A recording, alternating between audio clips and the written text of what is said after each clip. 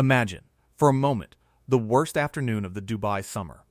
The temperature outside has climbed past 110 degrees Fahrenheit. The humidity off the Gulf hangs thick and suffocating, and the sun beats down on a forest of glass towers that shimmer in the heat haze. Inside those towers, millions of people go about their lives in cool, conditioned comfort, insulated from the deadly air just beyond the sealed windows. And then, in an instant, the power fails.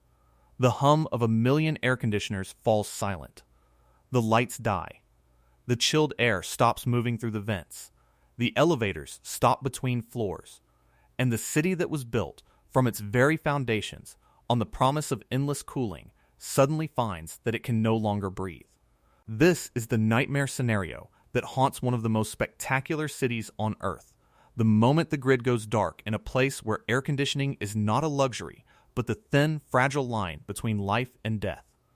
A city that runs on cold air. To understand why a blackout in Dubai is so much more terrifying than a blackout almost anywhere else, you have to understand what Dubai fundamentally is. This is a city that should not exist, at least not on the scale it does. It sits on the edge of the Arabian Desert, in one of the hottest and most hostile inhabited climates on the planet. A place where for much of the year the outdoor conditions are not merely uncomfortable, but genuinely dangerous to human health. For most of human history, only a small population could survive here, living in careful harmony with the harsh environment, sheltering from the worst of the heat, and moving with its rhythms. The sprawling, glittering metropolis of millions that stands there today is a very recent and very artificial creation, and it exists for one reason above all others: air conditioning.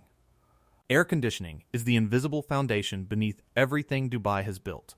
It is what makes the office towers usable, the shopping malls pleasant, the apartments habitable, the whole modern life of the city possible. Without it, the gleaming towers would be uninhabitable greenhouses, the outdoor spaces would be deadly for much of the year, and the entire economic and social engine of the city would grind to a halt. Dubai did not simply adopt air conditioning as a convenience the way cooler cities did. It built its entire civilization on top of it, staking the viability of a desert metropolis of millions on the assumption that the cool air would always keep flowing. This is a city that runs on cold air the way other cities run on water or food, as an absolute necessity without which life cannot continue. And that cold air depends, every second of every day, on a single thing: electricity. The total dependence on the grid here is the vulnerability at the heart of the miracle. Every bit of that life-sustaining cooling requires power. And the power comes from the electrical grid. The air conditioners that keep the towers habitable, the systems that circulate cool air through the malls and the metro and the airport, all of it draws continuously and enormously on the flow of electricity. As long as that flow is uninterrupted, the city functions beautifully. Its interiors held at a comfortable temperature while the desert bakes outside. But the dependence is total, and total dependence is a dangerous thing, because it means there is no fallback, no natural alternative, no way to cope if the single thing everything relies upon suddenly disappears. Consider how different this is from a power failure in a temperate city. When the grid goes down in a place with a mild climate, it is a serious inconvenience. The lights go out, the refrigerator's warm, business is disrupted, and in extreme cold or heat there can be real danger. But people can open their windows. They can go outside. They can survive, uncomfortably, until the power returns, because the outdoor environment is not actively trying to kill them. In Dubai, during the peak of summer, none of that is true. Opening a window does not bring relief. It lets in air that is hotter than the inside of an oven. Going outside is not an escape. It is a step into a genuinely hazardous environment.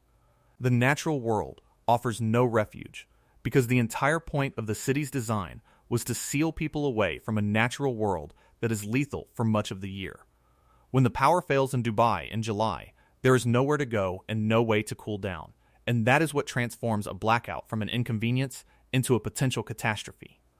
What happens inside the tower's picture, what actually unfolds inside one of those glass towers when the cooling stops on a summer afternoon. The building, remember, is essentially a giant greenhouse, a structure of glass and steel that lets the intense desert sun pour in and traps the resulting heat inside. Under normal conditions, the air conditioning fights a constant battle against that trapped heat, pumping it back out and holding the interior comfortable. The moment the power fails, that battle is lost, and the physics take over with frightening speed. With the sun still blazing through the glass and no cooling to counteract it, the temperature inside the building begins to climb, and it climbs fast. What was a comfortable, conditioned space starts its transformation into the oven it was always physically inclined to be. Within a matter of hours, the interior of a sealed glass tower in the Dubai summer can become dangerously, even lethally hot, the trapped heat building with nowhere to escape. And the cruel design detail that makes this so much worse is that many of these towers are sealed. Their windows do not open. They were built on the assumption of permanent mechanical cooling, so there was no need for windows that could let in a breeze. And indeed, sealed facades are more energy efficient for the air conditioning under normal conditions. But when the cooling fails, those sealed windows become a trap, leaving the occupants with no way at all to ventilate the space. No way to let the building breathe, no natural means of cooling whatsoever. They are locked inside a heating greenhouse, and the very features that made the tower efficient and elegant now conspire to endanger them. This is the moment the city built on air conditioning discovers it can no longer breathe, quite literally. In the case of a sealed tower whose air grows hotter and more stifling by the minute. The cascading failures, the direct heating of the towers, is only the beginning, because a major power failure sets off a cascade of secondary failures, each one compounding the danger. The modern city is a web of interdependent systems, nearly all of which run on electricity, and when the power goes, they fail together in ways that multiply the crisis. Consider the elevators. In a city of towers reaching dozens and even scores of stories into the sky, the elevators are not a convenience but a necessity, the only practical way most people move between the ground and their homes and offices high above. When the power fails, the elevators stop, potentially trapping people between floors and stranding everyone else, leaving the residents of the upper floors to face the choice of enduring the building's rising heat or descending endless flights of stairs in stifling stairwells. For the elderly, the disabled, and the unwell, that descent may not be possible at all, leaving them stranded high in a tower that is turning into an oven. Consider water. In many tall buildings, water must be pumped up to the higher floors, and those pumps run on electricity. When the power fails, the water can stop flowing, cutting off not only drinking water, but the water people would desperately need to stay hydrated and cool in the mounting heat. Consider the broader systems, the traffic signals that fail and snarl the roads, the metro that halts, the communications networks that can falter, the medical equipment in hospitals that must switch to backup power, the refrigeration that keeps food and medicine from spoiling. Each of these failures interacts with the others, and all of them unfold against the backdrop of a heat that is relentless and rising. A blackout in Dubai is not a single problem, but a chain reaction. A systemic failure in which the loss of power pulls down one interdependent system after another, and the deadly heat presses in through every crack the failures open. The race against the heat, what makes a Dubai blackout uniquely dangerous, is that it is, fundamentally, a race against time, and the clock is set by the human body's tolerance for heat. In a cooler city, a power outage can last for hours or even days without directly threatening lives through temperature alone. In the Dubai summer, the margin is measured differently because the heat begins to endanger people quickly once the cooling stops. The human body can only tolerate extreme heat for so long before it begins to fail.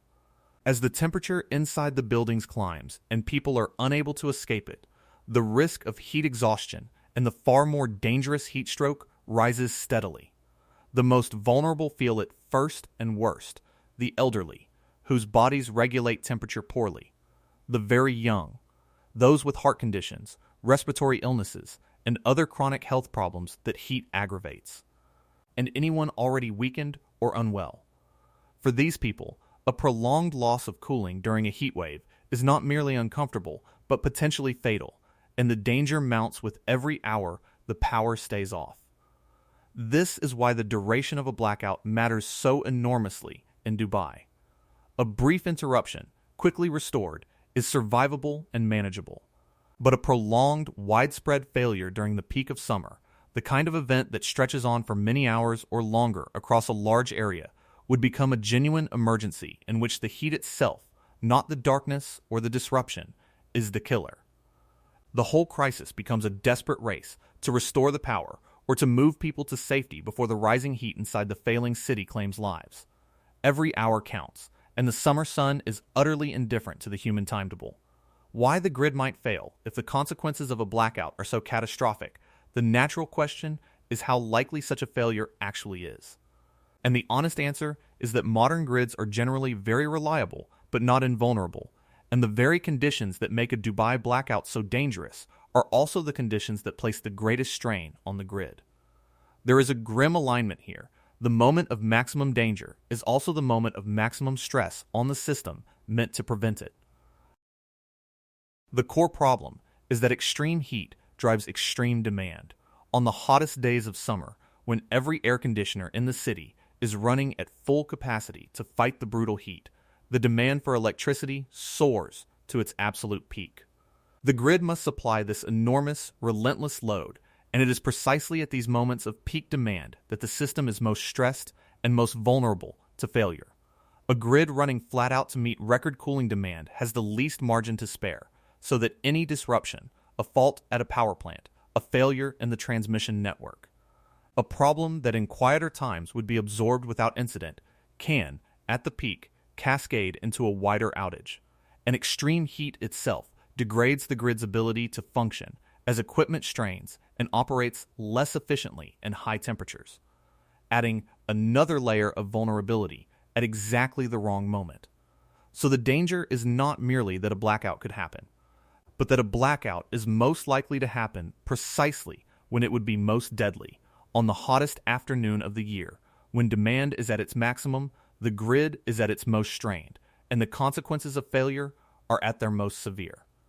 The alignment of these factors is what keeps the planners awake at night. There are other potential triggers as well. The rising strain of a growing city demanding ever more power, the challenges of maintaining a vast and complex energy system, and the long shadow of a warming climate that pushes temperatures and cooling demand ever higher, ratcheting up the load the grid must carry year after year. As the climate warms, the peak demands grow, the margins narrow, and the challenge of keeping the power flowing through the deadliest days becomes steadily harder. The city's total dependence on cooling, combined with a climate that is making that cooling ever more essential and ever more demanding, means the stakes of grid reliability only rise with time.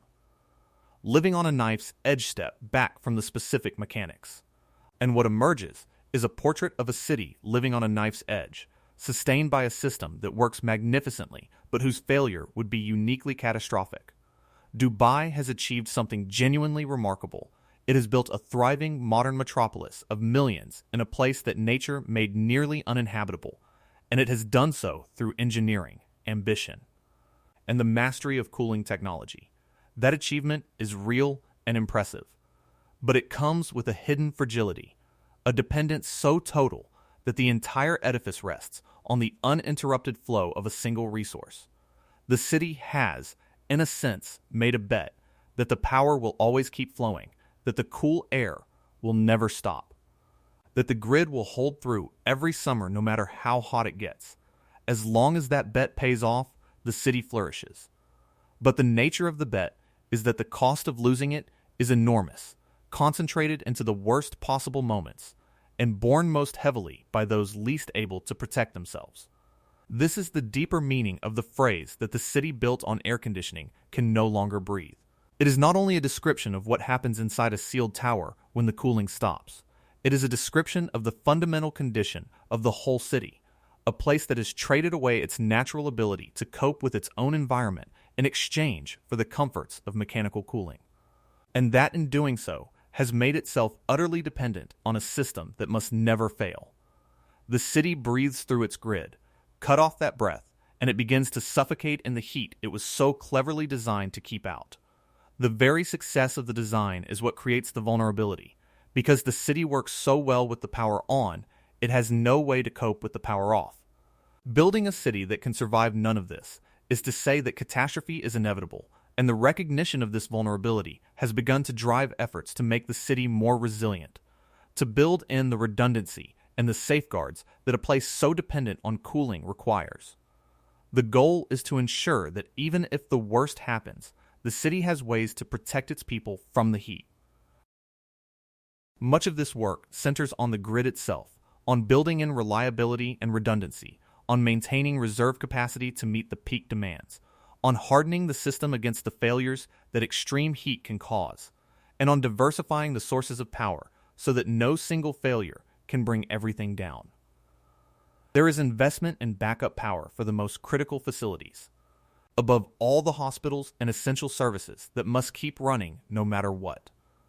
There is a growing interest in designing buildings that are less dependent on constant mechanical cooling in the first place, structures that shade themselves, that use materials and designs which resist the heat, that would not turn so quickly into ovens if the cooling failed, and that could offer their occupants some measure of passive survivability during an outage. There is planning for emergencies, how to respond if a major blackout strikes during a heat wave, how to reach and protect the vulnerable, and how to move people to safety if the heat inside the failing buildings becomes unbearable. These efforts represent a maturing recognition that a city so utterly dependent on cooling cannot simply assume the power will always flow, that it must prepare for the possibility of failure and build in the resilience to survive it. The story of Dubai's grid and its total dependence on air conditioning is, in the end, a story about the hidden costs and hidden fragilities of the extraordinary things human beings build. It reaches beyond one city, because as the climate warms and more places around the world come to depend on air conditioning to remain livable, the vulnerability that Dubai embodies in its most extreme form is becoming a wider human condition. More cities are learning to live inside the cool bubble, quietly making the same bet that the power will always hold. Dubai, at the leading edge of that transformation, stands as both a marvel and a warning, a testament to what cooling can achieve, and a reminder of how much we stand to lose if the day ever comes when the grid goes dark and the city built on air conditioning can no longer breathe. The towers will keep rising, and the cool air will keep flowing, and for now, the bet pays off. But the deeper the dependence grows, everything rides on a single current, and the more urgent the question